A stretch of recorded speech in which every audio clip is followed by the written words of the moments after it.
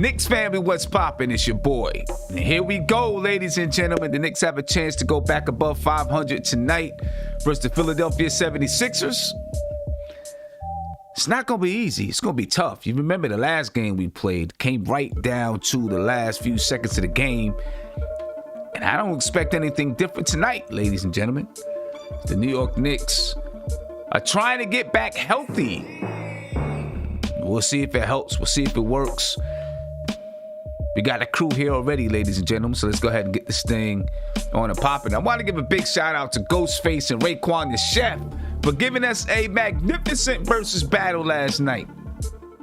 Super dope. Super dope. It's New York to the fullest. No doubt about it. You know what I mean? And, the next one, the Ozzy Brothers versus Earth, Wind, and Fire, I will be streaming for that one. You best believe it. Wish that I was streaming for that Ghostface and Ray, but, it is what it is. It is what it is. Anyway, it was magnificent. One of the dopest versus battles that we got.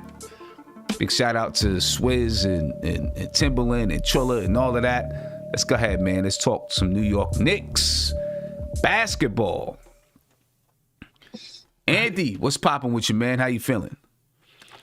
What up, Sam? What up, the chat? What up to the panel? Happy to be on. These 3 days that, we didn't have a game felt like a week or two, bro. It was like I was looking for a show to pop in, anytime, I could. So it was, I was waiting hot to get on. So yeah, whatever. What is he talking about? Already talking about whatever. He must be. Y'all must be having some frank beef. I'll let you guys deal with that. Divine, what's going on, man? They must be having some frank beef right now. What's going on, Divine? Yeah. What up, brother? What's going on to the panel, to the chat? Good to be back on, man. Man. Knicks in Philadelphia tonight at the world most famous arena, man. Trying to get over 400, like you said. I'm ready for it tonight, man. I think we need to go get these next three, man. But we're gonna take it one game at a time. But glad to be back on. Salute to everybody, man, and let's go get it, man. All right, Josh, what's up? What's up, MBK fam? Salute to the chat. Salute to the panel. Sam, what's going on? Happy Sunday to everyone. It's a great day for New York Knicks basketball. Apparently, Simmons and Embiid are not playing today, so that gives us a good advantage tonight. And hopefully the Knicks can get back on track and put together a winning streak for once. It's been a while. Tired of being around 500 basketball. We got to, start winning some games to distance ourselves from the rest between 4 and 10. So hopefully the Knicks pull it out tonight. Right. You look at the Atlanta Hawks. They've won 8 straight. We haven't been able to win over 2 straight. Excuse me. All season long. Hopefully we can finally put together one of these win streaks. Kev, I got a little bit of beef with you, Kev, though. I got a little bit of beef with you, bro. I got a little bit of beef, man. You recommended that Justice League movie, right? Yeah, I sure did. Man, that joint was 4 hours long. 4 hours of my life. It was decent. It was decent, but I don't know if it was 4 hours worth. It was good, but 4 hours. So you just said it was good, bro. But you just said it was good. So how you have beef with me? It was 4 hours. It was 4 hours, but it wasn't 4 hours. It was, to me, it wasn't like, oh my gosh, where I wanted to watch it for. I would have much rather had it broken up in segments. Anyway. What's up, man? They should have been 4 hours. They should have been like, just real quick, they should have did like Marvel and did a part 1 and part 2. So I totally agree with you. Yeah. But compared to Kev is all calm today. Wow. Well, my wife kept complaining. My wife kept complaining I'm too loud, so I'm trying to. Okay, is that it? Yeah, that's it. And she's asleep right now, so I'm trying to keep my voice, okay. All right. Everything. All right. But as far as tonight, and Sim, we'll get back to that. As far as tonight, I think we have to win tonight. You have no Simmons and no Embiid in there. I know they're a great team. I don't know have they won without those two guys on the floor? Both of them on the floor? I don't know. It's a good question. They won the last game, and they didn't have Curry either. Oh, that's right. Ben Simmons didn't have Curry either. Yeah, that's right. Ben Simmons sat out they the last blew him game. out, as a matter of fact. Okay, so seeing how we were 3 points away from winning that game, and now having hopefully having Mitch back and having Elfrid back, we have to win that game. I'm sorry, we have to win tonight. There's no question. We have to win tonight. So I'm looking for a victory and everything. And now I'm on Josh's take about RJ, where you expect him to score like almost over 15 a game now. So I could say 17 a game now. So, and I know he's going to do that. So it's going to, it'll be tough, but either way, we have to win tonight. Point blank. Okay. All right. Steph? Shout out to you, Sam, the panel, the chat. Andy, I appreciate your stamina. I appreciate these 2 or 3 days off because we just going 3 days a night for every show, 3 shows for every game. So I was not looking for a show to be on these past 2 games. I appreciate your stamina. 2 days, I should say. Yeah, I mean, I still think today's game is going to be tough, even with Simmons and Embiid out, because are we gonna? I don't know if everything is gonna fall the way it fell the last game where we just lost by 3. So I think we have a better chance for sure, but I still think it's gonna be close. Yeah, I definitely agree with that. It's still going to be close because they're a team that's talented. And Shake Milton, he dropped 28 last night against Sacramento. Right, he's a guy that can come in and score the basketball. Yeah. They have talent still. You know what I mean? They definitely still have talent. Nate? Hey, what's up, y'all? What's up, chat? What's up, panel? Hey. Yeah, I didn't know Simmons is not playing, so I mean that's going to give us a good advantage. On top of that, they played last night.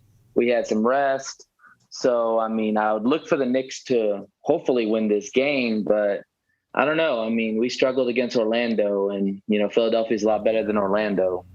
So we'll see what happens. Hopefully we get Mitch back today. Be good to see number 23 playing again. Right. And looking at today's injury reports, I guess we'll start with the 76ers, and I'm going to come to Chop after this. Ben Simmons is day-to-day with a knee issue, so he's questionable for tonight's game against the Knicks. I don't know if there's been an update to say he's definitely out, but people are saying that he's out. Seth Curry, he's also day-to-day with an ankle injury. He will not play. Well, he did not play against the Kings and will not play against the Knicks. Excuse me. And then, of course, Joel Embiid, he continues to be out with a hyperextended knee. As for the Knicks, we have from the Knicks PR that Peyton is questionable with the right hamstring. You did see some pictures of him practicing with the Blues on, ladies and gentlemen. And Blues means starter, so if Peyton is playing, you would expect that he's going to start. Quickley is also questionable with a sore left ankle. And Robinson is questionable with obviously his right hand. Hopefully, he'll make it back. Rivers is out for health and safety protocols, and Derrick Rose is out for health and safety protocols. So that right there is the injury reports for both teams. I don't know, Andy. Chop. I'm gonna come to you, Chop. If Mitchell Robinson does come back tonight, and of course there's been, I guess he has a steel plate in his hand or whatever, and they're sending him through contact to see how he handles it or something like that. I think so. I read something like that, and they're sending him through contact to see, how his body handles it. Do you? But he's been practicing though. He's I guess he's been working, probably taking some contact over the past couple of days. If he's able to play tonight, do you expect Tom Thibodeau is going to throw him out there, or continue to go with Nerlens Noel, and maybe just try to fit him in, maybe a couple minutes, maybe 2 or 3 minutes or something like that? Listen, in my mind, and that's a great point and a great conversation. to have for the fans. Everybody, because in my mind, I think I heard Freezy said that last night when I was at work. They was like, Mitchell Robinson had a tweet like, I'm ready to go. But then yet the front office and everybody, Thibodeau saying, you know what I'm saying, he's questionable. In my mind, I'm like, listen, man, I don't know what that hand is like or that whatever that injury is. Yeah. But I want to make sure we want to keep our assets sorted accordingly. Don't throw them out there. Because you know what he likes to do. He wants to be that dunk and be that explosive player that he is, very talented. I'd rather keep him out today's game. You heard? Being that, right? And I'm looking at the schedule. I just pulled the newspaper. I was like, oh my God, I thought we was playing Washington, right? I'm looking at the schedule. You see this? It's Philly tonight. I thought it was Washington. Yeah, it's Philly. We got tonight. Washington back to back. And Washington played the Brooklyn Nets, right? Tonight as well. Yeah? Can you see this? I don't know. I got the background. You can't really see it, but I believe so. We got it. Yeah. So I'd rather keep him off limits tonight. Okay. You heard? Okay. All right. No, yeah. I get it. I don't want him to disrupt anything going on. I get it, especially with Joel Embiid, with Joel Embiid out, maybe tonight's the night where you say, or maybe, the way that Tom Thibodeau did with Obi, he gave him 57 seconds or something like that his first game back and then eased him back into the lineup. Let everybody else step up. Yeah. Don't bring him back in just because he's back or he's, you know what I'm saying, he's cleared to play. Let him, you know what I'm saying? Like, don't do that if we get himself hurt again. You heard? Right. Nah, I get it. And Joel Embiid is out. Let Noel get some burn. Right. I get it. Let somebody else get hurt. Let somebody else get hurt. We don't want nobody else to get hurt. We don't need no more injuries. Like that, but we don't need nobody else, no other injuries. We don't need nobody else to get hurt. You know what I'm saying? We need all of our guys. We need all of our guys healthy. With the Knicks, he just comes back and then yeah, I hear you. We don't want to give him nothing to talk about. Well, why you brought him back? We don't want to give him nothing to talk about, right? Why you brought him back so early? He just came off a hand injury. You throw him out there and he got hurt again. You heard? So it's just like, you know what I'm saying? I understand. Let's work him into increments, if you will. This is what Mitchell Robinson had to say, just a short clip about him, what he's learned from sitting on the bench and watching everybody else play. This is Mitch. It's really the little things really do matter. When I was watching, learning, getting up with the coaches and stuff like that. And then, like, I see the game a little different now than, me just going out there, just running up and down the court. They're all, like I was just saying, little things really do matter. Running the floor, getting back, stuff like that. That's the big part of the game. Hopefully he's serious about that. Hopefully, he did learn a lot by sitting and watching the game, learning to understand the game from a coach's point of view, right? I think that's something that every player can benefit from. One of the things that my AAU players, what I used to do when we had summer camps, is I used to make my older AAU players coach teams during the summer camp. Right, so they'd be young kids like 10, 11, 12 years old, and during the camp, it'd be a week-long camp, we'd break them off into teams, and I'd have the older guys coach those teams just so that they could understand what it's like to coach and look at the game from a different perspective. They would all always come back like, oh my gosh, these kids don't listen at nothing. I tell them to run left, they run right. And I'm like, hey, now you know what it's like coaching you guys, but but it helps them to see it from a different perspective. So anytime I think a player can sit out and watch the game from the sideline and have a coach really whisper in their ear and say, you see this, you see that, you could, he should be doing this or that, or pointing out small things of the basketball game to him, I think it benefits the player. Because now they can see the game from a different perspective and they can take that onto the court. Hopefully it can translate to the court. We'll see when he finally does get on the floor if it translates to the floor with Mitchell Robinson. listen. If he, So it's not a cliche then, right? When you hear players say that, it's not a cliche, right? no, it's not. Well, I mean, it could be a cliche because maybe they didn't do it for real, and they're just saying that, right? So it could be a cliche, but it is real that you can see the game. Listen, when you coach the game, play the game, and you watch it from a fan standpoint, all three of those things look very, very different. Very different. When you're on the court playing, the game feels different. It may feel fast. It may feel slow. You feel the aggression from other players. You hear other players. Some younger players get intimidated. Some people are bullies. Like, all of these things come into play when you're on the court. And so the game is very different. When you're a coach, you see the game going up and down, right? The game may be moving really, really fast, and it's hard to make adjustments.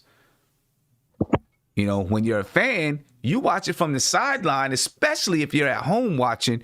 You watch it from home, and the game looks really slow. And you see it from up top at a vantage point where you can see everything happening on the floor. When you're a coach, you can't see. It's hard to see what's on the other side of the floor.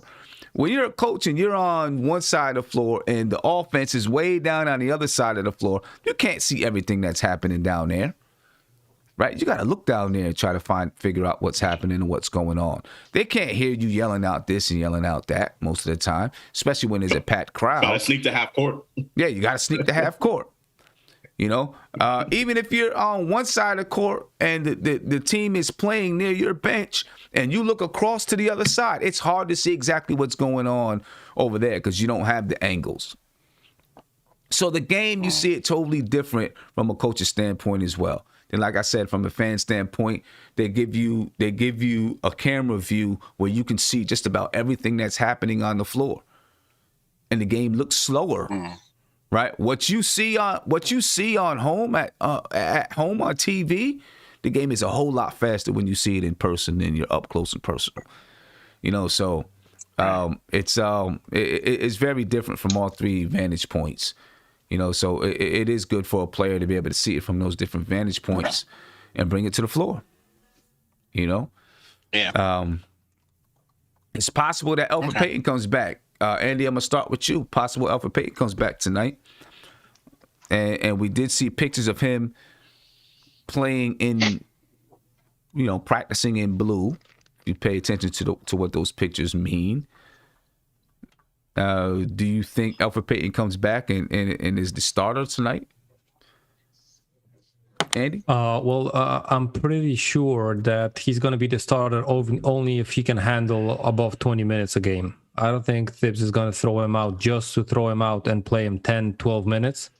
If he's going to be able to play over 20, 25 minutes and he's going to feel, you know, good about that, I think he's going to be the starter, because I don't think Thibs is going to, you know, change the starting five just, you know, after 2 or 3 games that we managed to win with the new lineup.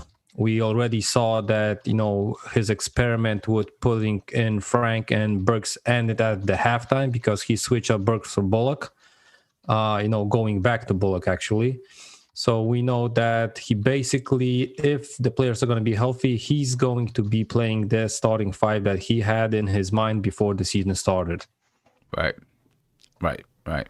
Divine, what do you think?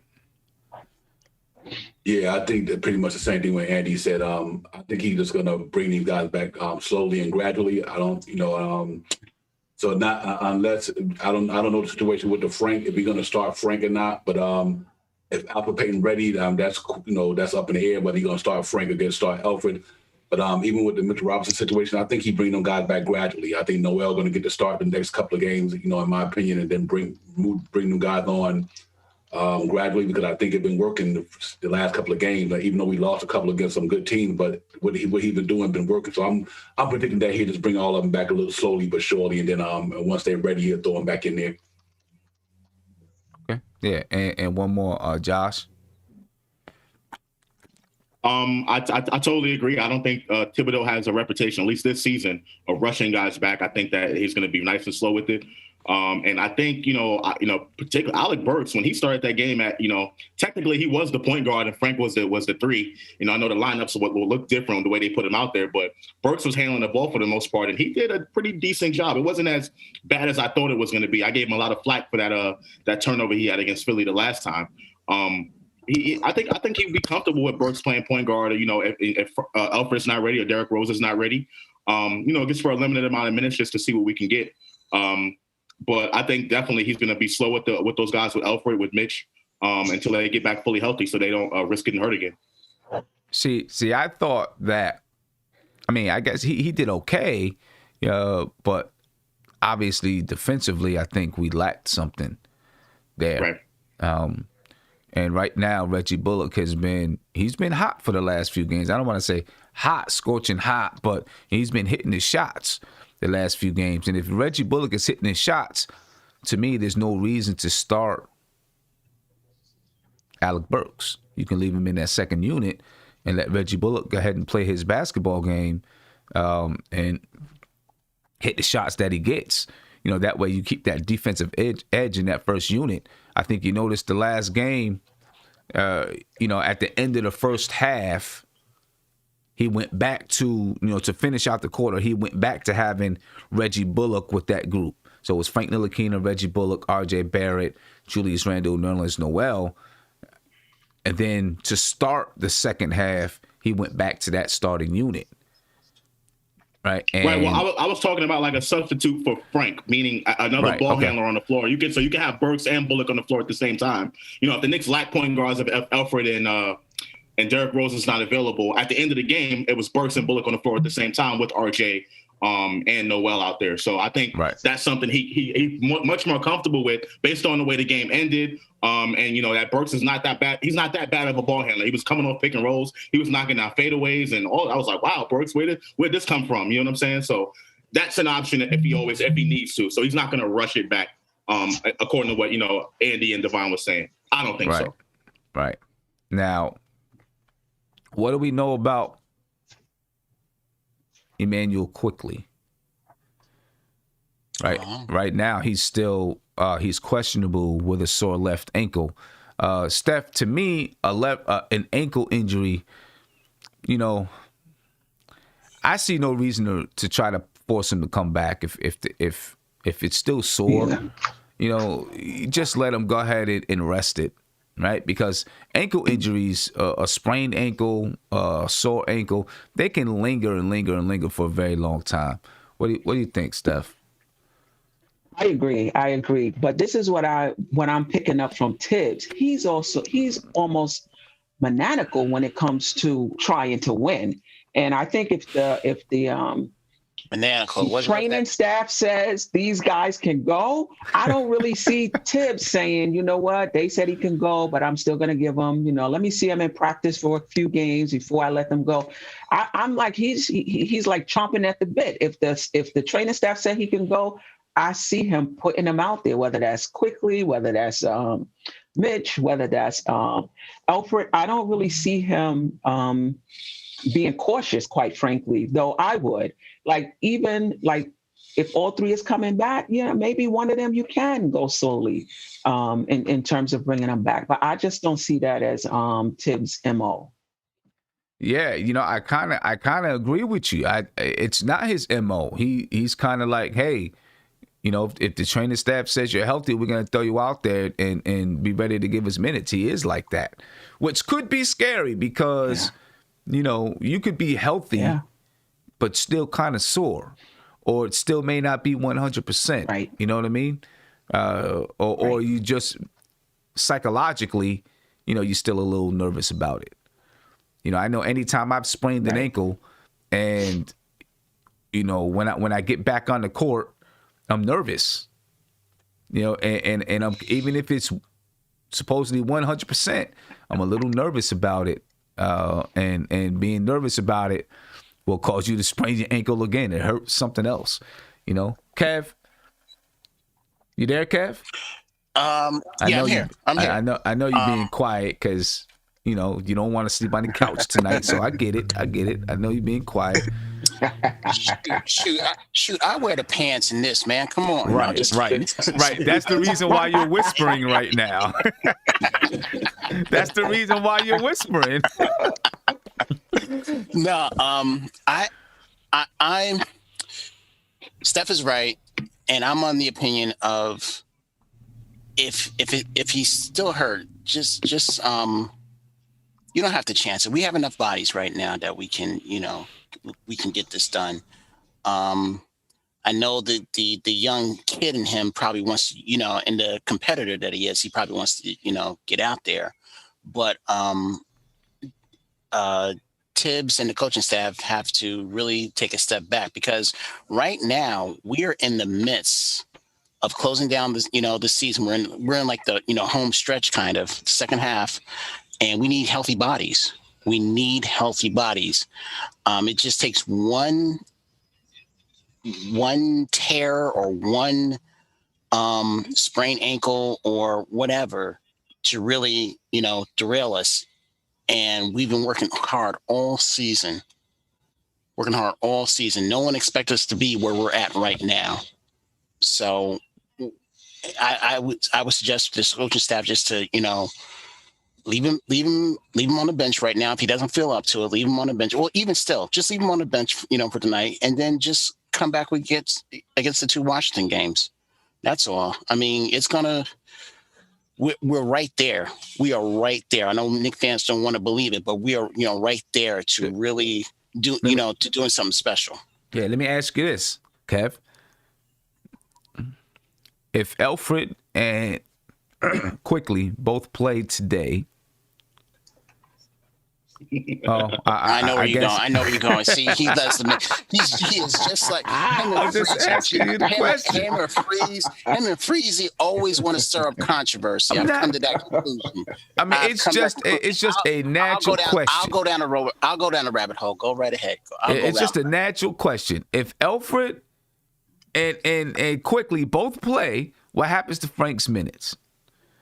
They might be diminished. I mean, well, they'll probably be diminished, but I think Frank has proven enough that he's really needed on the defensive end.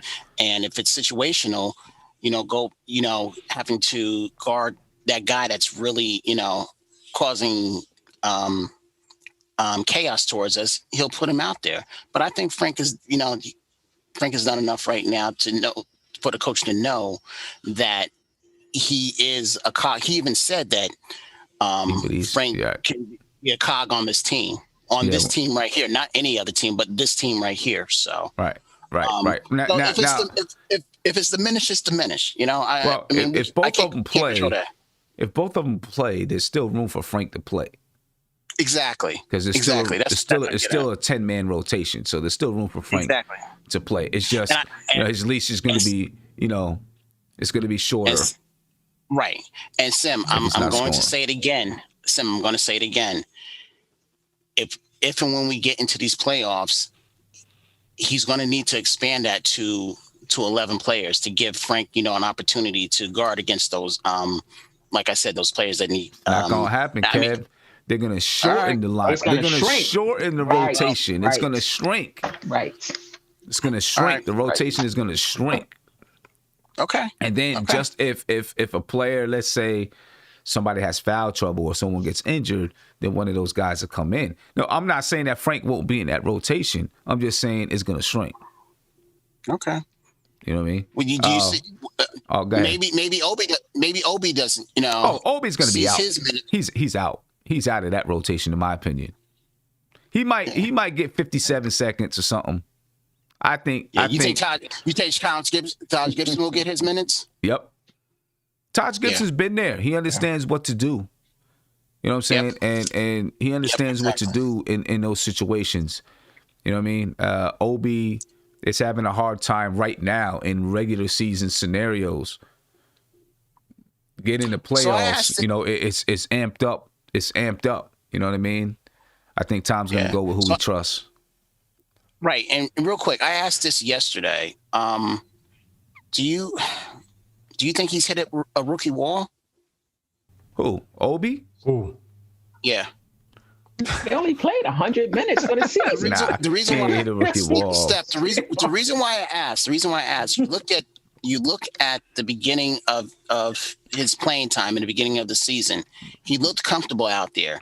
Now he doesn't. So that's why I'm asking a question. That was all.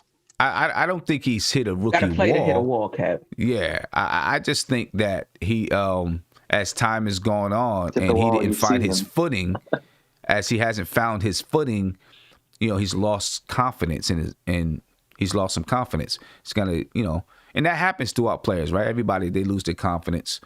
He's gonna have to find it back, figure out, how to get that confidence back. That's what I think it is right now. He's just lost confidence. He doesn't know. I don't think he knows right now what he does well or where he fits in the NBA. Honestly, I think he's thinking that, like, okay, what do I do well? If he had been knocking down threes, because he takes a lot of those, if he had been hitting those threes at 40%, right, he'd be more confident right now. You know what I'm saying? But, he didn't start off knocking them down. Confidence is everything when you play a sport. So I think right now he's got to find his confidence. Go ahead, Nate. Yeah. Just kind of piggybacking on what y'all are saying about, the players, if they're not ready to not play them. I think you're absolutely correct. I mean, we're going to be hitting a part of our schedule where it's going to be a lot of tough games and you're going to want your best players healthy.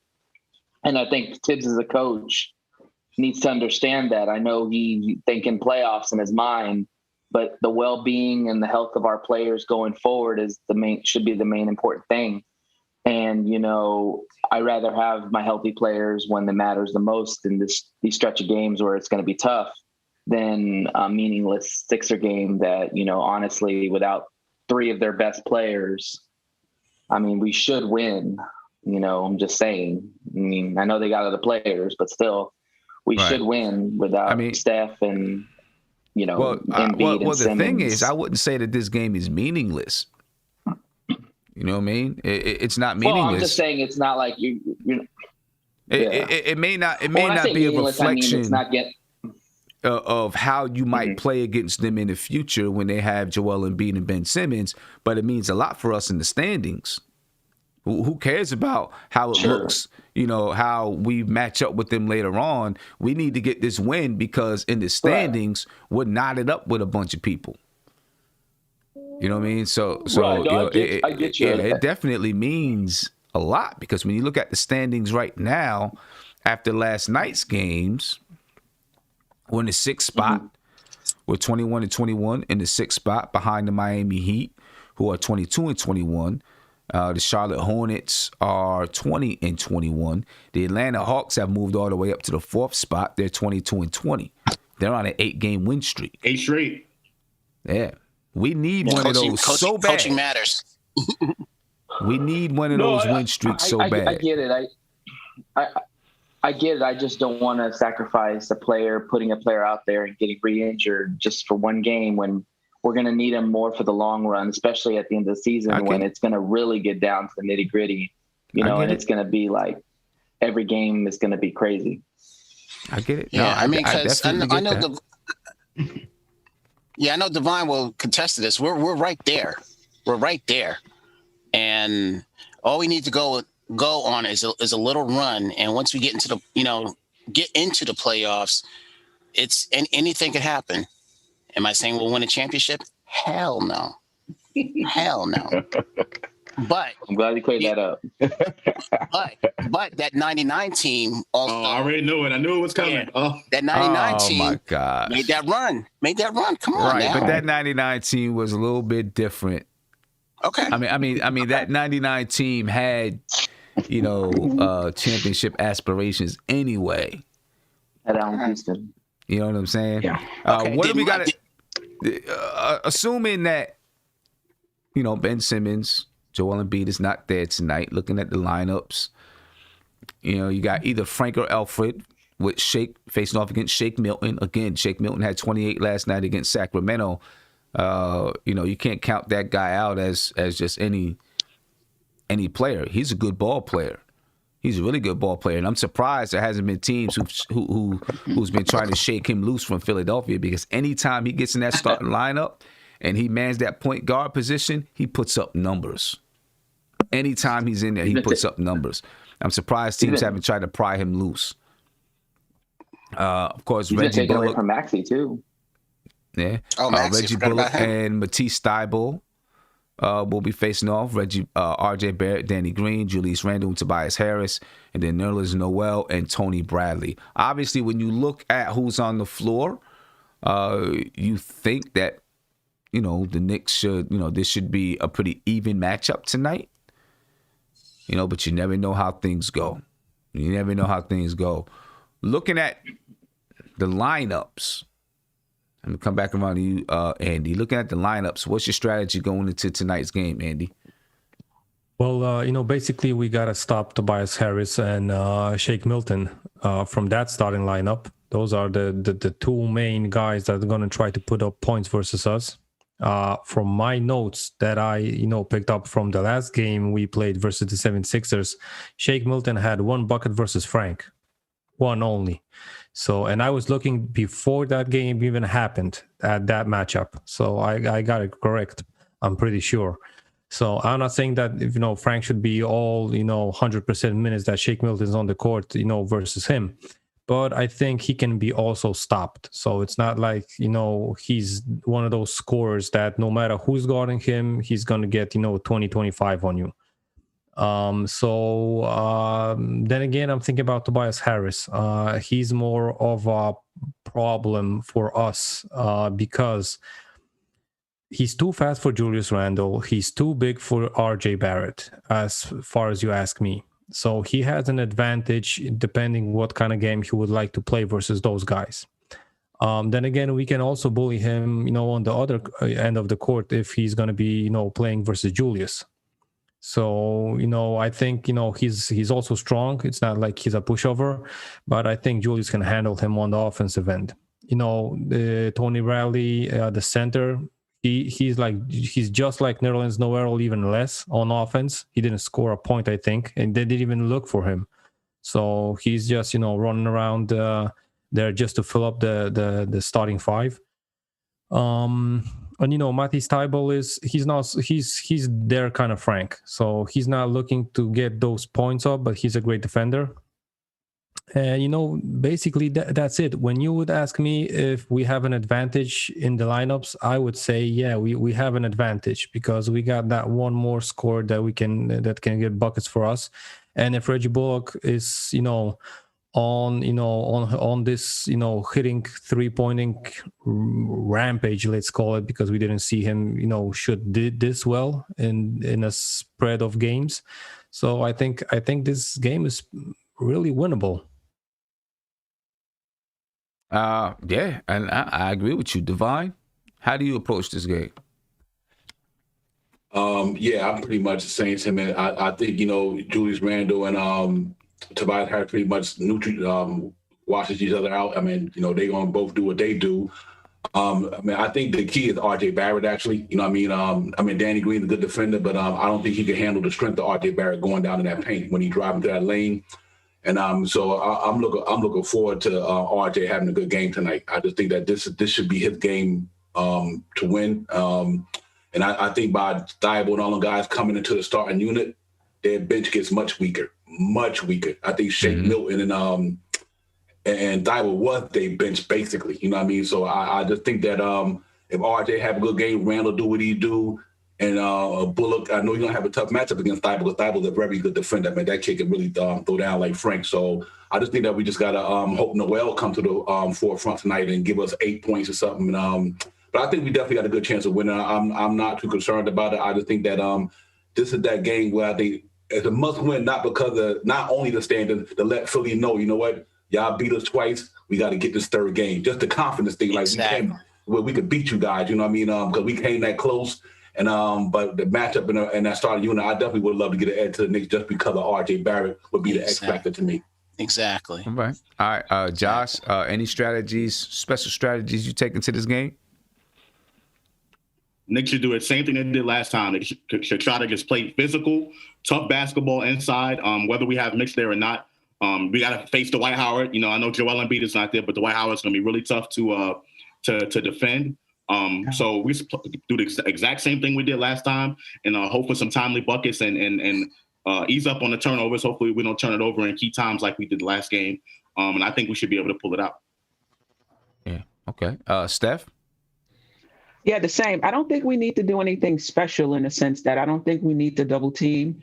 I do think that RJ has the advantage. I do wonder if they're going to put Danny Green or put somebody else on him, though.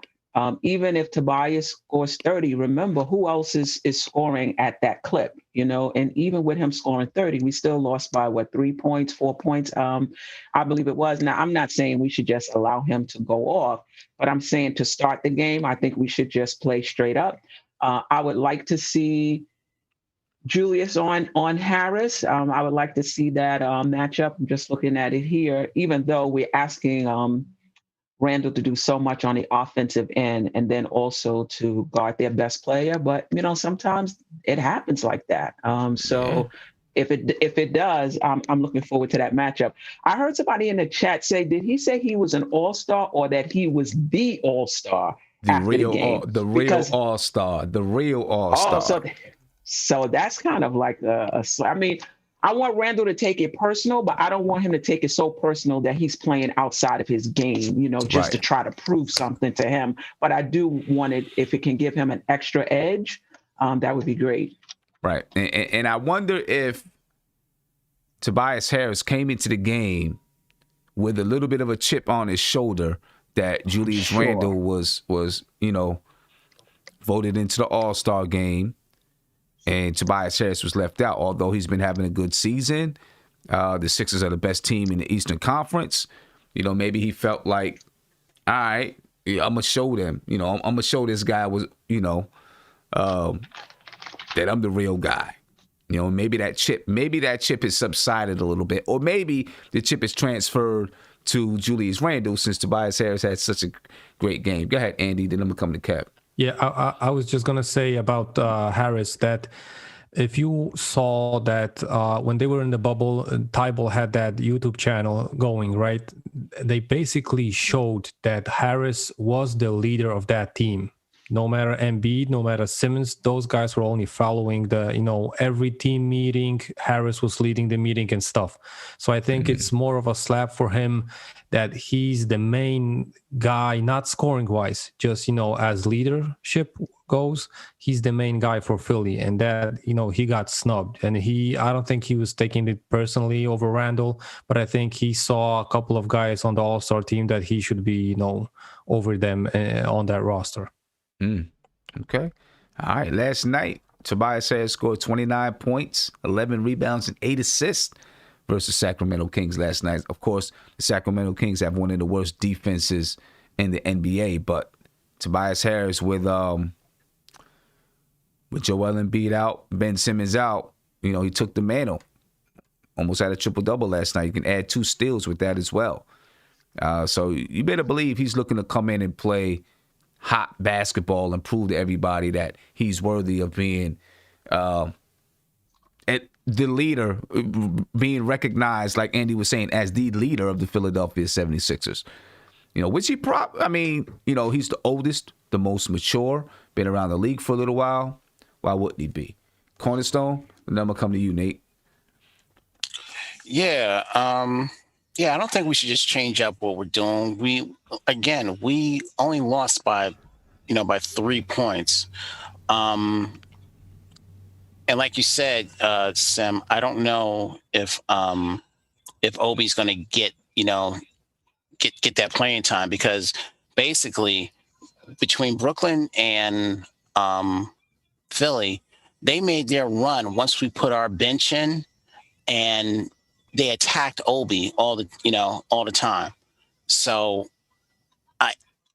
if he's not going to play, if it's going to be Taj Gibson, I think that helps us out more. And where's my camera? Oh, here's my camera. I got this message for Frank Ntilikina.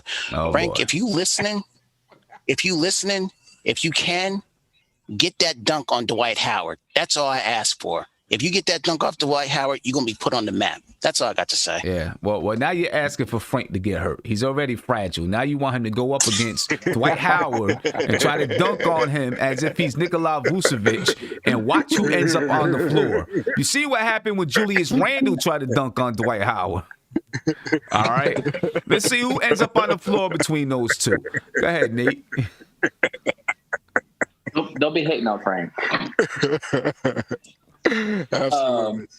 I mean, here's the thing. I mean, the last game was ugly. Like the first half, it was unbearable to watch. Turnovers, missed shots. It was just ugly overall. So I think the Knicks' focus should be to come out early, make shots, try to get a lead, and then just do the best job sustaining it with their defense. You know, I know they're going to go through lulls in offense, but that's where, you know, when the shots aren't falling, that's where the defense needs to tighten up the most. And sometimes with the Knicks, the defense gets lax when they're not making shots. So the Knicks need to come out and just hit the basket and make the baskets and try to put this team away early and not give them the confidence, because if this is a game going into the fourth quarter and it's super close, a team that's undermanned is going to have a lot of confidence and thinking they have a chance of winning the game. And the Knicks need to make sure that, you know, hey, we're in a race right now. 3 of their guys ain't playing. It's not our fault. We need to come out and play the best to our ability and get this win and you know, start stacking them, you know, because like now is the time where we need to start winning more and more, because the games are going to get more tighter and tougher to win. Right. No, they definitely are. Do me a favor, ladies and gentlemen, please hit that like button if you have not. We're at about 376 viewers. If you can hit the like button, hit that like button, please. And make sure you subscribe to the channel. Ring that notification bell so you can be notified whenever we go live. So make sure you subscribe right now. Hit and smash that like button. So let's talk about some other stuff going on in the NBA. Then we'll get back to the Knicks versus Philadelphia. Obviously, the trade deadline is just days away. Just days away, right? Today's the 21st. The trade deadline is what, the 25th? All right, so we're 4 days away from the trade deadline at 3:30. 4 days away from that trade deadline. And it seems like right now the Knicks are quiet. Very quiet. That's fine. Andy, I'll start with you. Any expectations whatsoever? Not just the Knicks, but other stuff as well. Other teams as well. You know what? I wouldn't be surprised if the Knicks don't make a move. If they make a move, I only hope it's like for Austin Rivers and just clearing up the situation of his. But as Frank Meadows is saying in the chat, Lonzo is sitting out tonight's game. Yeah. So he might really be on the move. Yeah. No matter if it's to the Knicks or somewhere else, but it really looks like that. So. And the Los Angeles Clippers are interested in Lonzo Ball, right? Yeah. Now, I don't think they have the assets to get it done. They're going to need a third team to get involved. But, you know, if Lonzo Ball is on the move and the Knicks really want him, they got to go get him. They can't play around, you know, and hope that other teams don't do it. You got to go get him. You know, because once he goes to L.A., it's done. Yeah. You know, I don't see the Knicks helping out, you know, the Clippers with this kind of trade. You know, I'm also I'm a proponent of when teams do trades like the Clippers did for Paul George, for Kawhi and stuff. You just let them sink with those decisions. They don't have a first round pick to trade till 2027, I think. So let them sink in those decisions. Let the guys, you know, the free agents, abort them. Oh my God! Leave them stinking for this couple of years. So if you don't make it, teams learn just to not make those kind of deals. So Andy, they don't have one for like 6 years almost. They traded 4 first round picks for Paul George. So you know the Oklahoma City Thunder have all those picks, and you can't trade 2 picks in a row. You have to have at least 1 first round pick every second year. So if they traded 4, you got blocked for like, you know, 8 years, basically 7, right? So And they're not Yeah. going to be able to buy a first-round pick. So they're going to have to, if it's going to crumble there, they're going to have to trade players for first-round picks. Oh, my Lord. So they can, move other first-round picks. That's But malpractice. that's still not a great, thing Right. to build around. They went all in, and if they're not going to be able to cash out, they're going to be drowning for a couple of years. And look, it seems more and more likely that Andre Drummond is going to be bought out by the Cleveland Cavaliers. If we're getting close to that trade deadline, and I think most teams around the NBA are like, why should I trade so many assets for Andre Drummond and eat up so much cap space when he'll probably be bought out? And if he's not bought out, he'll be a free agent, but likely they're going to buy him out. And then I can just, take my chance at getting him in. And I know everyone links him to the Nets and they link him to the Lakers, but I would not count the Knicks out. If Andre Drummond is bought out, I think that the Knicks make a play to try to sign him and put their name in the ring, put their hat in the ring, whatever, for Andre Drummond. You know what I mean? What does that mean for Mitch? Before you go, Andy, sorry, I think listen, and Knicks family, the Knicks fans, Devon, Uncle Fulio, Andy, Auntie Steph, Cornerstone, Uncle Cornerstone. Listen, man, remember, this is a different regime. You heard? Mm-hmm. Yeah. If something's gonna happen, it's gonna happen, but it's gonna be done accordingly. It's not gonna be like in previous times. You heard? Right. Yeah, just Sim, if I can Andre chime in, Drummond. yeah. On the Drummond thing, if I'm Drummond and if he's gonna be chasing that ring, he's gonna go, like you said, to the Nets or to the Lakers, right? But if I'm him and I trying to sign with the Knicks only if I got a promise for a new contract. Meanwhile, the Lakers nor the Nets can give him more money than us. They're not in a situation because they're capped out. Exactly. So if he's going to take that ring, he can come to us in the offseason, but then he has to think that we're the only team that's going to sign him, basically, throw that money at him. If Leon can say, okay, Andre, you can come to the Knicks, in the offseason, but we might have, for example, Kawhi, whoever, as our first priority list. If you come now, we're guaranteeing you're going to get re-signed with the Knicks. So they can play it, the other way around. So it's not going to be the player dictating the rules here. Yeah. I just don't see how you. Go ahead, Nate. I just don't see how you sign Drummond when you have Mitch. I mean, what is that message you're sending to Mitch? I mean, and you got Noel too. I mean, I guess, are you just going to do a 1-year rental and then decide if you're going to... Nate, they're just going to tell Mitch, bro, we got Andre here, so you're not going to be getting $20 million a year. So if you want to stay, take that $10 million for a couple of years, and you're going to be happy with it. Yeah. If you want to leave...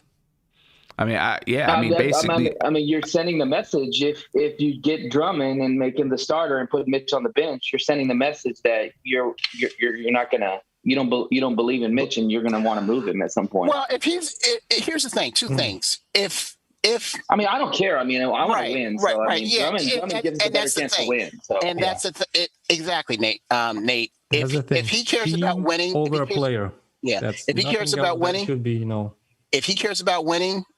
And if Tibbs can, and the rest of the of management can convince Mitch that we need to do this to get it, have a chance to win that championship, then this is way it's got to be. That's all. I think if Drummond comes in, they're not re-signing Mitch. I just don't see Mitch sitting on the bench playing 10. I don't even think he would want to do that, play 10 or 15 minutes behind Drummond. I think if Drummond comes in, then I think Mitch is going to leave at some point. They may hold on to him for next season. Auntie Steph and everybody, but you don't think Mitchell Robinson respects Andre Drummond to be like, you know what? He's more of a veteran than me. I don't mind coming off the bench after him. I don't think so. Or season. I think eventually he wants to start in this league, and he has been starting in this league. Yeah. I think regardless if you bring Drummond in, I think Mitch, you can be able to trade Mitch. That's just another asset. Exactly. But then look how players like Andre Drummond and that big body size use players like Mitchell Robinson, Noel's down in the post in the paint. Like, yeah. Hold up, guys. We gotta let people finish their sentences first before we jump in to say anything. Oh, I'm so sorry. Finish their sentences. Yeah, I mean, I agree with Steph. I think if you sign Andre Drummond, eventually Mitch is probably going to, either be traded or just not re-signed when his contract is up. Yeah. You know, he'd probably be worth more on the market than not letting him. You know, they're not. Well, obviously he'd be worth more. You know, if you're not going to re-sign him, then you might as well move him if you're not going to re-sign him. You know what I mean? Because if you sign Andre Drummond, reports have come out that the Knicks they've had discussions about if Andre Drummond hits the buyout market, about giving him a multi-year deal then. You know what I'm saying? So if they give Andre Drummond a multi-year deal out of the buyout market, then you already know they're not re-signing Mitch, and they'll be looking to bring back Nerlens Noel probably on a budget type of a contract, and then they'll look to move Mitch in the offseason or look to move Mitch, during the draft or something like that. You know what I'm saying? So we'll see. And I think the message that you send to the team, though, is that we're about winning, and Mitch, if you can put up Andre Drummond numbers, then we'll keep you around. I think that's the message that you send to the team. We're about winning. You know, if that's what they do. Now, obviously, I still think that they would take precaution, though, right? Because the team has good chemistry, and the last thing that they want to disrupt is the chemistry. So I think that's going to be a serious conversation with the front office. Does bringing in Andre Drummond, how does it work with the chemistry of this team? You know, and before they give him, I think before they would go ahead and give him a multi-year deal, they would look to see how it worked for the remainder of this year. And if it's something that you can say we can have success with this or not. And then after the season, move on with a longer deal. I think you can have success, although I think you can have success as long as Julius Randle continues to shoot from three the way that he's shooting. Right, he's shooting 42% right now. I think you can have success as long as you continue to do that. That means Andre Drummond's going to get more of the looks on the inside than Julius Randle, although Julius Randle will still get those looks. It also allows you to it actually gives Julius Randle some rest, because now you can go into that second unit and have a scorer in Andre Drummond that can post up and get you some buckets down low, because right now Obi Toppin isn't able to do it. So, it does give you some of that.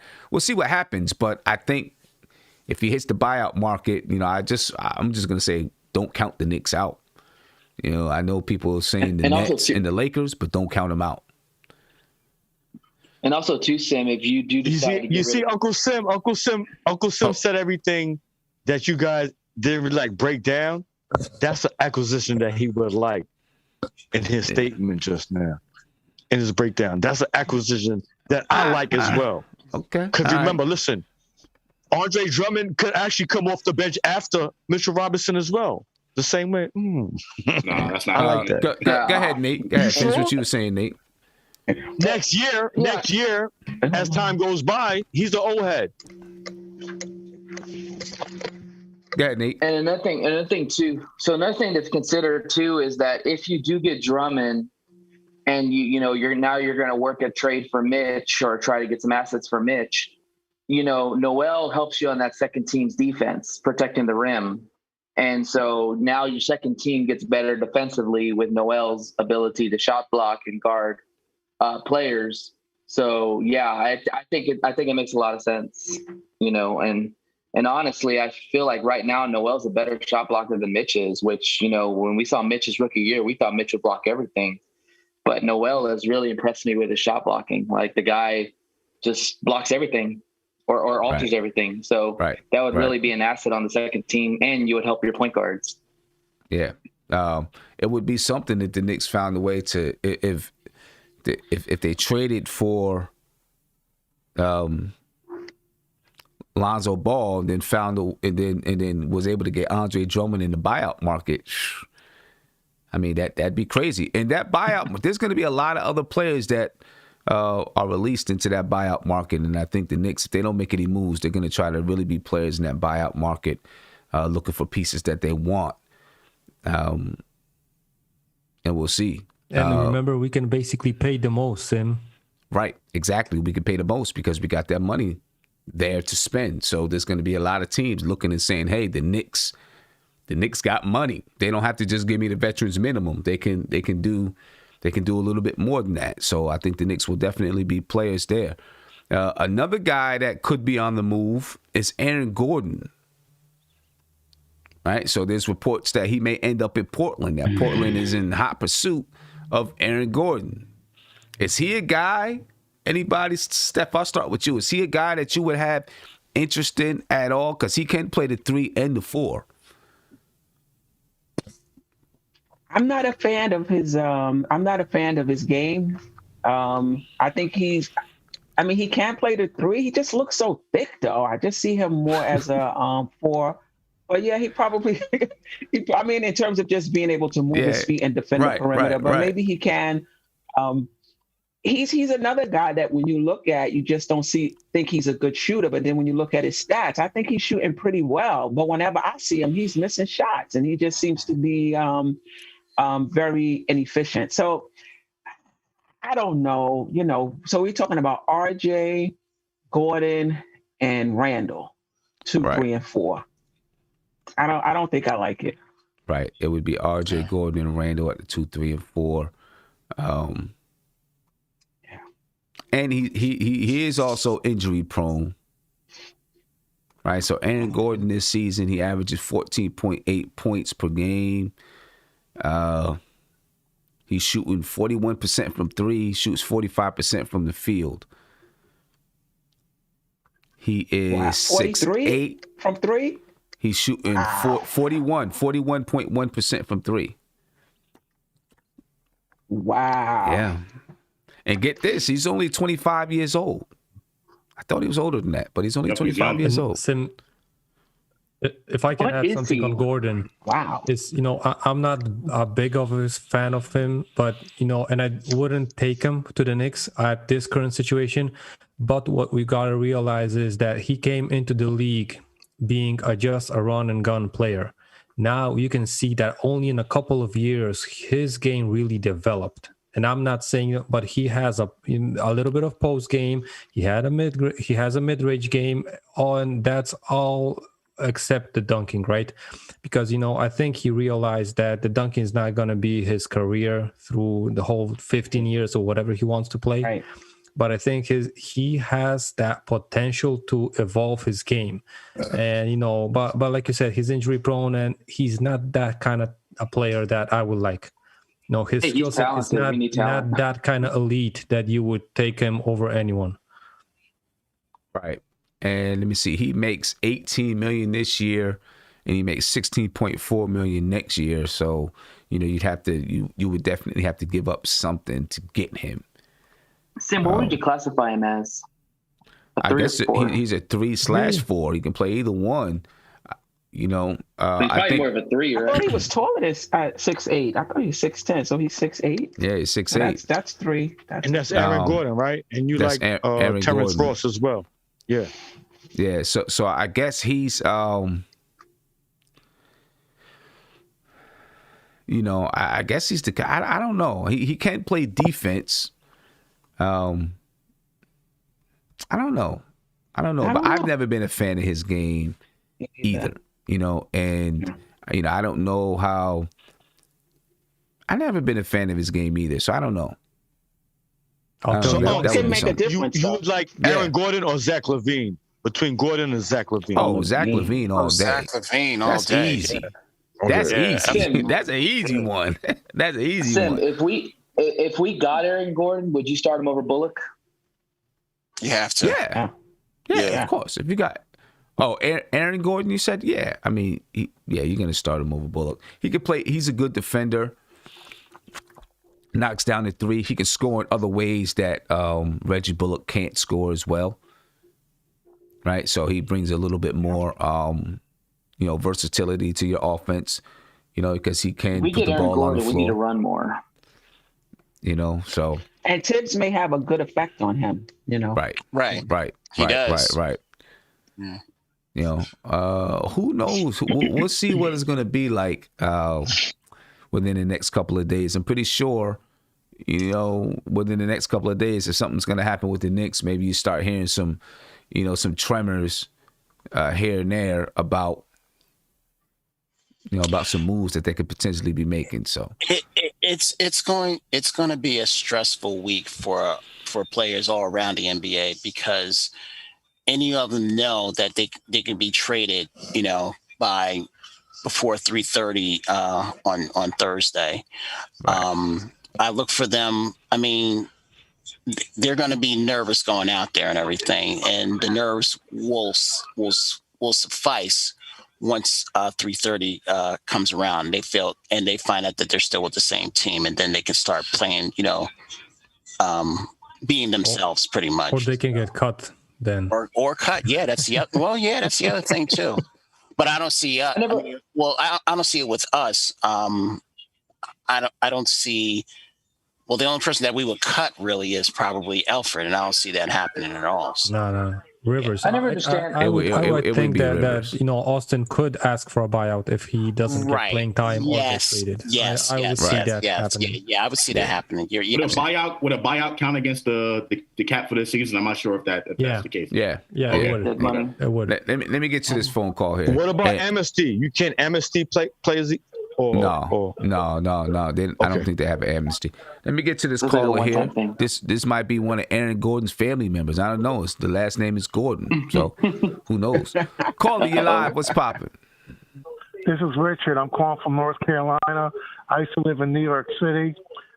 I'm 65. I'm a diehard Knicks fan. I used to watch Ewing and all those guys play. Is Rose and Mitchell playing tonight? Salute, sir. I'm a diehard Yankees fan and Knicks fan. They are questionable right now. Oh, well, actually, no. Derrick Rose is out. Derrick Rose is out for tonight. Peyton is questionable. Emmanuel Quickley is questionable. And Mitchell Robinson is questionable. Rivers is out due to health and safety protocol, and Derrick Rose is out due to health and safety protocol. It's about time New York put some teams together. The Giants and the Yankees all the time lose. It's the most famous city in the world. They have the money, but at least put some teams together for New York. I hear you. The Knicks are trying. They are trying, and the Giants just got Galladay. So who knows? That might be Stay healthy. that might be a good move. Nate knows about that guy. I'm from there. I live in North Carolina now. I miss my New York teams. I just keep watching because I'm still a diehard fan. That's right. That's what we do. So listen, the Knicks are coming back though. The Knicks are coming back. And I hope the Giants do good this year. Yeah. As long as they both make the playoffs in the Yankees, I'll be happy. Peace, brother. You have a good day. I'll be happy with you. Appreciate you, man. Have a good one. Bye-bye. Thank you. This Thank about you. right here. Appreciate it. Means nothing to me. No, he's a He ain't worth Steelers. $18 million, that's for sure. He's a Steelers fan. Yeah. We don't want to hear from Steelers fans. Steelers fans can't talk. You know what I mean? Steelers He ain't fans worth can't talk 18 on this million, show. that's for sure. Huh? Who's not worth 18 He million? ain't worth $18 million. That's Who ain't? Galladay. Guess we're gonna find out. Guess we're gonna find out. Hopkins is making $22 million. That's all I gotta say. It should be worth more. Guess we're gonna find out. Big shout out to Jonathan JD, man. Thank you for the super chat. He said, "You want to win this game? Defend Tobias Harris with better angles on the court. Last game we allowed him to go right. and pull up time after time, same spot. Here's one thing. I think that's a really good observation, right? Really good observation. The hard thing is when you're defending a player that's skilled, it's very, very hard to stop a player who is skilled from going to their sweet spot. James Harden. If someone is really, really good, it's hard to stop them from going to their sweet spot because they always have a counter. Right? And any player, anytime I work with players one-on-one and we work on a specific move, we work on a counter and then a counter to the counter. You know what I'm saying? So if I take away one move or the defender takes away one move, there's a counter to that move. And then if they take away, if they're a good enough defender where they can take away the second counter, you got one more counter in the bag. And normally a defender is very hard for them to get to that, to stop that third counter if you're a good offensive player. So, yeah, I mean, you're right. You try to cut off any angle that you can for any person that you're defending. But if they're a good offensive player, it's hard to cut them off because they always got counters, man. And these guys work on counters all day long. They got a go-to move, and then they work on a counter to that go-to move and a counter to that. And maybe in a counter to that, who knows? Kyrie Irving got 1 million counters. He got 1 million counters. I don't even know if he practices them. They just come naturally. Carly, you live. What's popping? Hi, this is Andre. Excuse me, sir. This is Drayton Jones from Harlem. Appreciate you, man. Since the 60s, baby. When they used to come on WOR TV Channel 9, when the Knicks, and I was alive. I'm born in '61, so I was alive for the Knicks championship seasons, 69 and 73. So anyway, I actually work for the Knicks. I work for the 7th Avenue squad in the PR department. Okay. Knicks That's what's up. Yes, I'm a different diehard fan. And they should try to wear my socks like Fred. So I go all the way back, man. So but I love the show, my brother. I love the show. I'm glad that people talk to you. So this is my ideal acquisition. I'm in love with that kid, Lorenzo, because his length and his assist and his audition ability.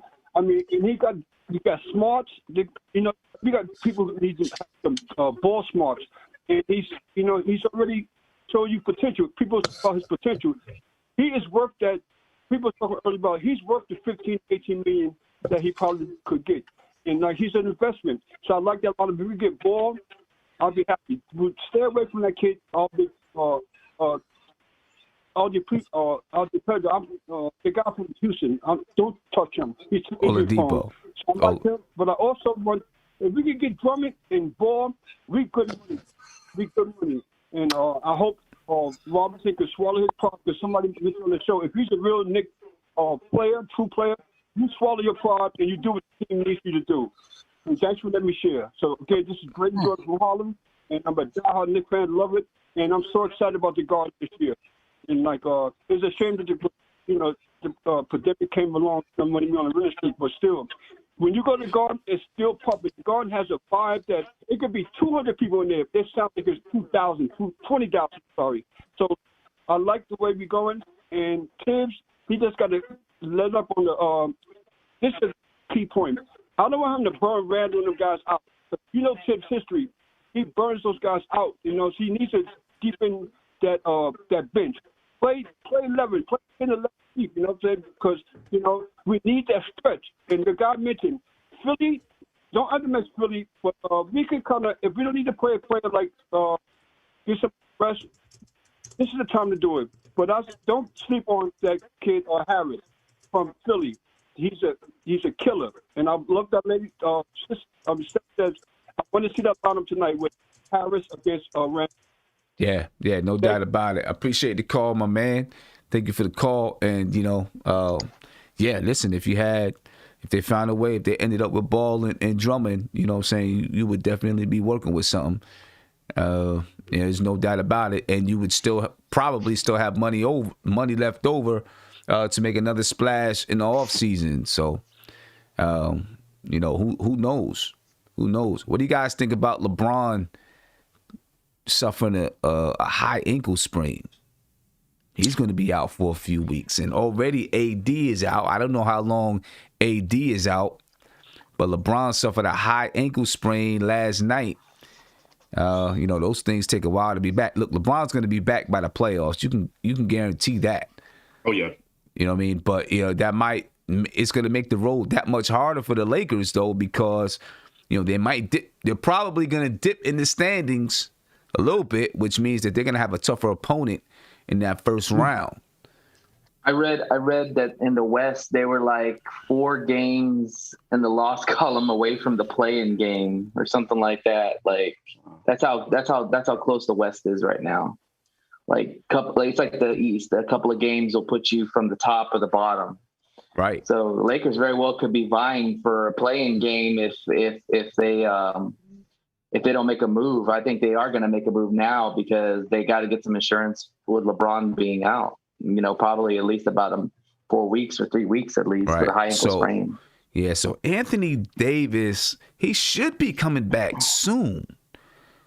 Right around the end of February, he went out about February 19th, 20th, whatever, somewhere around there.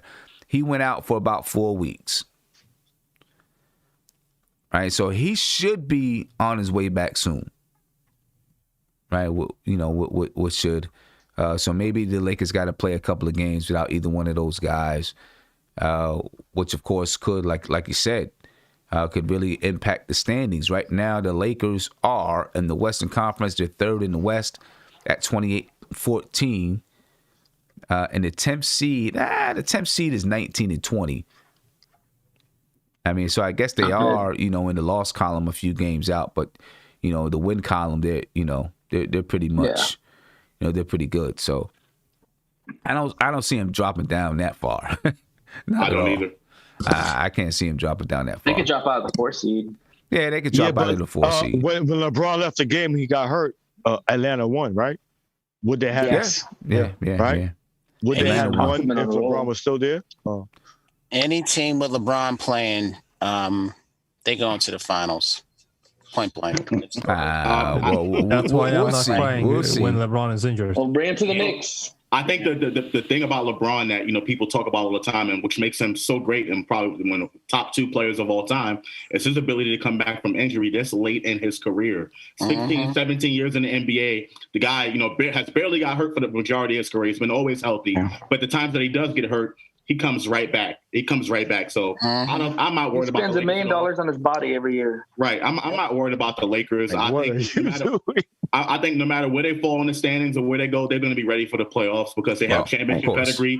With LeBron, without LeBron, with AD, without AD, they're going to be in there. And those guys are going to be back come playoff time. There's no way LeBron is going to miss any significant time in the playoffs this season. I highly doubt that. Oh, no doubt about it. Listen, LeBron might be back next week messing around with him. You never know. I hope so, because he's on my fantasy team. Right. Need him. Or they could bring him back slowly because it's an ankle height. Who they play next week? He might dunk on somebody next week. I mean that's how LeBron is. That man, I don't know, something superhuman about that guy. Anyway, man, we play Philadelphia tonight. Hopefully, Elfrid Payton and we'll see what happens with Mitchell Robinson. If those guys are back, they'll give us some reinforcements, give us the ability to go a little bit deeper into the bench, prepare for, right now we're in the middle of a homestand. Philadelphia, the game is at home. Then we play Washington twice. Right, the Wizards, they are 3-7 in their last 10. They won their last game, but they're 3-7 in their last 10. I mean, they're pretty much, they're still within an earshot of that 10th seed, right? But they're 15-25, and they just can't get it together now. It doesn't mean that they can't win games, and they can still be dangerous to us. Yeah. Yeah, go ahead. They just made Bertrand's available in trades. Oh, wow. $80 million, though. No way. Really 80 No million, way. so. That's on He's them. out with an ankle sprain or something, or sore knee or something for 2 weeks. So we're gonna have Latvia him guy out will on both of the pass. games. Yeah. Yeah. So, the Knicks will have a chance if they can get this game. They'll have a chance to maybe put together a 3-4 game win streak, create some separation. That's the one thing they've got to do. If they can create some separation between their win record and their loss record, instead of being 21-21 or 22-21, if they can get to 26-21 or something like that, just by they can breathe a little bit easier. Fans can breathe a little bit easier. I mean, let's put it like this: if they're able to get to a 26-21 type of record, they're in the 4th seed and maybe sitting there comfortably, depending on how everyone else is playing, or maybe they're in the 5th seed sitting there comfortably, depending on how everybody else is playing. We'll see if they can string together some wins. They'll have a chance in this homestand. But then after the homestand, the schedule kind of goes up and down. Right? They play Washington twice, then they play the Bucks, then Miami, then Minnesota, then Dallas, then Detroit, then Brooklyn, then Boston, then Memphis. Right? So the schedule kind of goes up and down from here until they get to May. Then, of course, May, they got a super tough schedule. That's the bear in May. Yeah, so that's the tough one. So, hopefully they can scratch some together, and pull out some wins. So hopefully tonight they can get this win. Want to go around and get you guys predictions on tonight's game, and then I'm gonna go ahead and head up out of here. I'll start with you, Andy. Your prediction on tonight's game. I'm predicting a win. And every time I'm thinking it's going to be a close game, but I feel we can make a run at the 4th quarter and jump out to the 10-point lead. And I hope it's going to end like that, so I don't have to be nervous watching this game. Yeah. Hopefully that's how I feel. I don't want to be nervous watching this game. I can't afford to be right now. Go ahead, Divine. Man, I'm gonna go out there probably with a 10-12 point win. Them coming off a back-to-back depleted team, and the way our defense play basketball. So I'm looking forward to going there and at least win by 10-12 tonight. I think it's gonna be the game that the Knicks beat the Sixers. I just think that we got our team is good enough to sustain what they're gonna do coming off a back-to-back, and they depleted with most of their players. So I just think we're gonna go in there and win this 10, 12, 13 point game, whatever, and 22-21. Okay. All right. Cornerstone. Yeah. I forgot in the beginning, saluting to the chat and saluting to my sister and brothers here on the panel. I'm with Divine. I want us to. I think we're going to win this game tonight. I think the competitiveness in me would wish that Simmons was playing, because we've never beaten a Philadelphia team with Simmons on the playing. We've never done it. So that's the reason why I would have loved for him to have played, because I think that we had a chip on our shoulder with the last game, and I think we could have beaten this team with Simmons playing. So, but yeah, we getting reinforcements back. There's no reason why we can't win tonight. And if we win tonight, I truly believe that we can win the next 2 against Washington. It'll be hard, but I think we can. I think if we win this game, I think it's gonna really boost our confidence. And that's about it. So it is definitely going to be hard to beat Washington twice, back to back that way, but it can be done. Josh. Yeah. All right, so salute to Kevon Bergen in the chat. He wants me to predict the loss because every time I do, the Knicks wind up winning. But I'm not going to do that today. I believe the Knicks will win. I'm going to say final score 107-102. And I believe the unsung hero in tonight's game is going to be Alec Burks. I think Alec Burks is going to have a really good game. I think Alec Burks he's going to score over 20 points today. Okay. All right. Just behind Frank.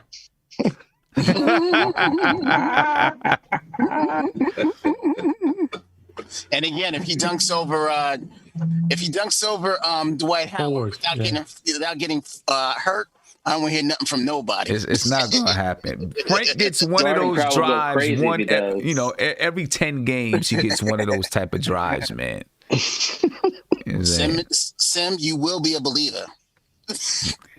I'm just saying, he gets one of those drives once every 10 games. And I'm telling you, you will be a believer. All right. Hey, I hope he does. I would love to see it. I would love to see it. Guarding crowd will go crazy. I would love to see it. Kev. Yes, Chop. Frank Ntilikina is your "You Are the Last Dragon." Last at the glow. Leroy. That's how you see him. Yeah. Hey, Chop, you saw he was looking at me last game, so. In the camera. In the camera. Right. Remember the French chat, they be watching. It's like, Kevin. I certainly hope we get snowfall tonight. No doubt about it. Steph? Wish. I predict we're going to win. I think it's less than 10 points, though. I think we're going to win. I just think offensively, even with our injuries, I think we have more offensive power than them today, firepower to them than them today. But don't sleep on their defense, though. They're a very good defensive team. I think it'll take a hit without Simmons, but they'll still be good. But I predict that we'll win. Less than 10 points, though. Okay. Nate? Yeah, no Steph Curry, no Steph Curry, no Embiid, no Simmons. I think the Knicks win by 10. All right. And Chop, what about you, man? Prediction for tonight. And it's a fact because I know they said no,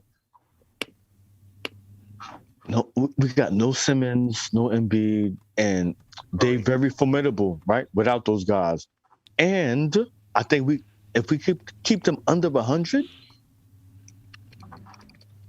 109, 105 to like 96, 94, I don't know. Okay. I mean, definitely. That's going to contest to our defense, yeah? Right, right. If we can definitely keep them under 100, that's going to be great. I do think it might be a low-scoring game, a defensive tussle, a low-scoring game. I think they're going to come in with the mindset that without Embiid and without Simmons, that's how they've got to win against this team here, right? And Doc Rivers is that kind of coach. You know what I'm saying? That's going to play. He's going to play to his talent. He's going to play to the guys that he has on the team. And he's going to set them out, set them up, or put them in a position to win. Kind of like Tom Thibodeau. Don't matter how you win. If you hit it on the last shot, a last second tip, like last game with Reggie Bullock, or you blow the team out or whatever, just get the win, no matter what you got to do. And I think that's the same type of mindset they're going to bring into this game. So it's going to be a playoff intense type of battle. Remember, those two. Remember, Doc was playing when Tibbs was coaching young Tibbs, yeah, under that regime back then, yeah. And he had him on his staff. They have the same mentality, you understand? It's gonna be a scrum. Yeah. I think I know a lot of people, said double-digit win. I think the Knicks get the win, but I think it's gonna be tight. I think it's gonna be a scrappy one down the stretch of the game because they have talent. And, someone like Shake Milton comes in the game and changes their style of play just a little bit because he shoots from the three-point line, right? So he can knock down the three, which changes the way that you defend when they have Ben Simmons in there. So there'll be some things that are a little bit different. But we'll see. Tonight, 8 p.m., ladies and gentlemen. I appreciate you all, and I'll catch you on the post game about 10:45. Be out of here. Be peaceful, ladies and gentlemen. Spread love.